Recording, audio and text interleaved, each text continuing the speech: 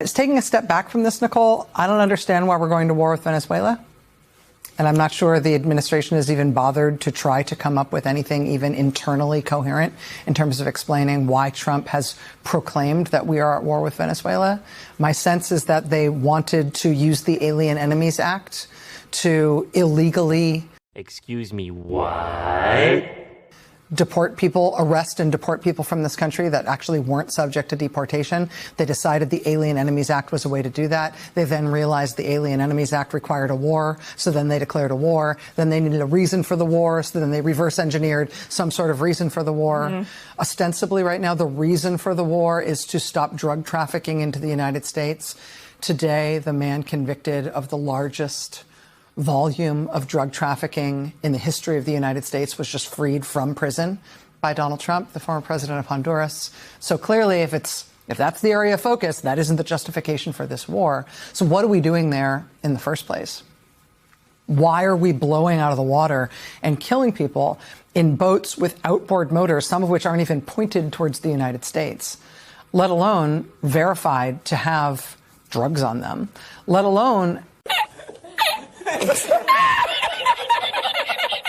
even if they did, if they were coming to the United States and they had the capacity to reach the United States and they were filled with drugs, why isn't it possible to just interdict them the way that we do with the Coast Guard, where you go and take the drugs and then put those people on trial and investigate and then follow the drugs to their source of origin and then take care of it there? Like, none of this makes any sense.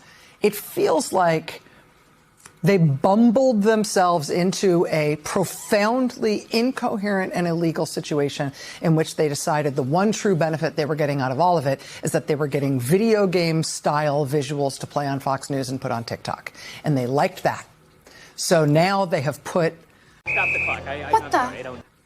this admiral, the commander of Southern Command, every senior officer in that command, and all of the servicemen and women who serve there in the position of potentially being held liable for murder or war crimes until the statute of limitations on those matters runs. And I don't even know what it would be. And by backing and bumbling and shambolically rambling themselves into this mess, I'm less worried about the fate of the bad guys who have gotten us here than I am about the good people who've been put in the way of this mess. And from Admiral Bradley on down.